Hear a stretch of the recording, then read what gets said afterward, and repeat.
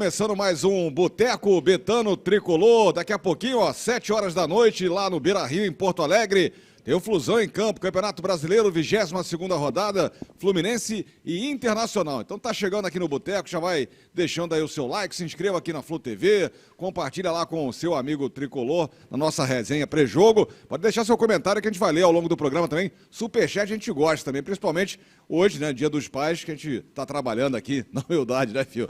Tudo bem, Guilherme Torres, nosso técnico, campeão carioca sub-20. Tudo bem, Gui? Boa tarde. Boa tarde Araújo, boa tarde Fio, boa tarde Claudinha. Feliz Dia dos Pais para você também, né? Obrigado, feliz Dia dos Pais para vocês também.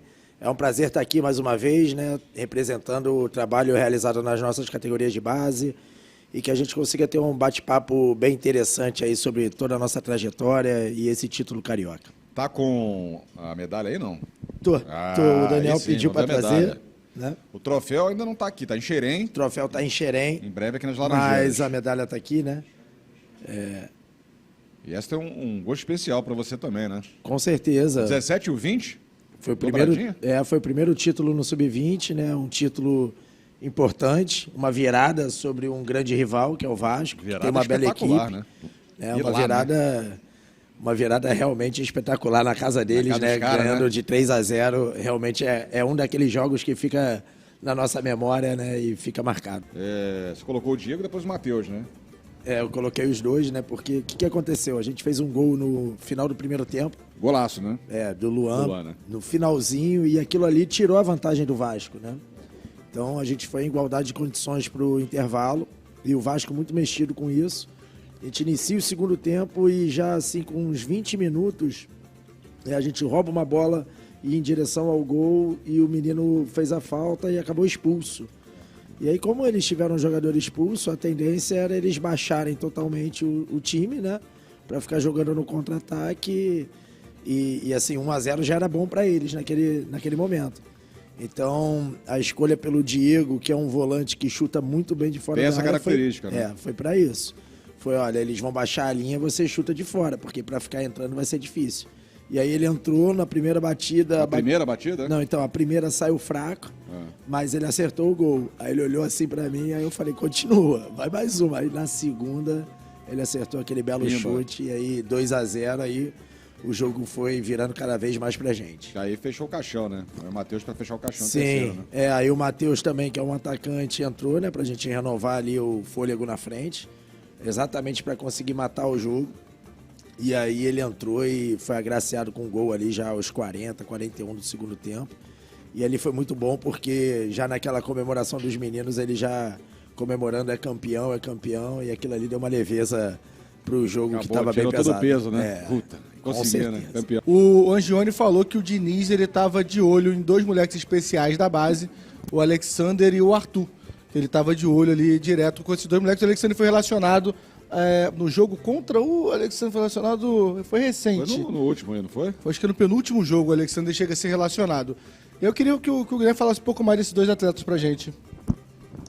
Sim, são dois atletas que estão fazendo parte agora, né, de um período de treinamentos lá com o futebol profissional, nessa integração entre o futebol profissional e as nossas categorias de base.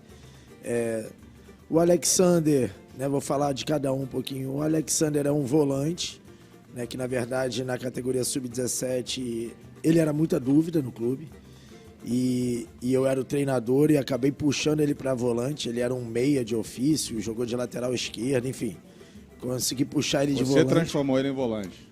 Foi a primeira vez que ele jogou de volante, porque eu vi nele uma característica muito corajoso e muito comprometido, né? Então, como o André, que era atacante, virou volante. Também. Então, assim, foi uma posição que ele se encaixou muito bem. E aí ele termina a temporada de 2020, né, aquela que a gente foi campeão brasileiro, como titular da equipe e com uma convocação para a seleção brasileira, né? Então ele teve uma ascensão assim meteórica num espaço de tempo curto. E ele continua evoluindo muito bem, né? Teve um ano passado em que participou já de alguns períodos de treinamentos no Sub-23, na própria categoria profissional, jogou pelo Sub-20 e agora ele estava com a gente desde o início da temporada. E o Diniz tem gostado bastante dele nos jogos e também nos treinamentos lá no profissional. A tendência é que ele passe mais um período lá. O Arthur já é um jogador um pouco mais novo, né? Nascido em 2005, ainda tem 17 anos de idade. É um jogador que sempre foi uma promessa, né? Ele sempre pulou algumas etapas. Então ele também participou daquele título brasileiro de 2020, no Sub-17, mesmo tendo 15 anos de idade. E ano passado ainda esteve comigo na categoria Sub-17. Esse ano a gente subiu ele para o Sub-20, já pensando numa possível transição para o futebol profissional em breve. Ele está com 17, né? Ele está com 17 anos, vem fazendo também esses períodos de treinamento lá com o Diniz no futebol profissional.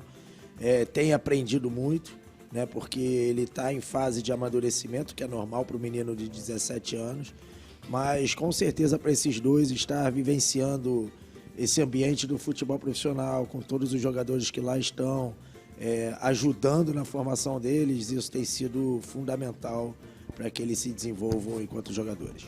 Nesse processo de formação também é importante a presença da família também, né? Muito. Como é que entra a família nesse processo de formação? Então, nessa questão do DNA tricolor, né, a gente tem a filosofia de formação, que uma das coisas mais importantes dessa filosofia de formação é o tripé do desenvolvimento. O que é esse tripé? O tripé ele é composto pelo jogador no centro do processo, né, ele é o centro do processo, e aí existem 3 agentes em cima disso. Um deles é a família e o empresário, que existe também os meninos que vêm de fora, ele acaba assumindo um pouco esse papel. Né? O segundo é a escola formal, né? E o terceiro é o clube. Então a gente busca sempre uma integração entre essas 3 partes para que o caminho desse jovem atleta seja melhor percorrido, ou seja, todo mundo remando para uma mesma direção. E a família, com certeza, assim, ao longo do tempo que eu trabalho em futebol de base, o jogador que tem uma estrutura familiar bem desenvolvida, ele sai na frente. Com certeza. Sem Ao dúvida. contrário também, atrapalha às vezes muito a família, né? Acontece, às vezes uma família... Às vezes é aquele... Todo mundo conhece o clássico pai, às vezes, que quis ser jogador e quer influenciar demais na carreira do filho. Acaba projetando no projetando moleque, né? pra ele uma frustração em cima dele. Isso influencia muito também, né? Ah, isso demais, cara. É um clássico esse, o pai que foi e tentou ser jogador, né? É por isso que a gente busca trazer a família, né? Assim, o movimento que o Fluminense faz é trazer a família para que eles entendam o processo. Agora, mesmo trazendo a família, mesmo entendendo o processo, o pai, vou dar um exemplo aqui, o pai de um jogador do Sub-12, ele não entende quando o menino não é relacionado para um jogo, ele não entende quando o menino está no banco, né? Que isso faz parte do processo. Do aprendizado. Né? Da aprendizagem dele. Então, até lidar com a frustração É lógico, desde cedo. É uma situação que é Desde importante para quando chegar no futebol profissional, ele consiga lidar com isso.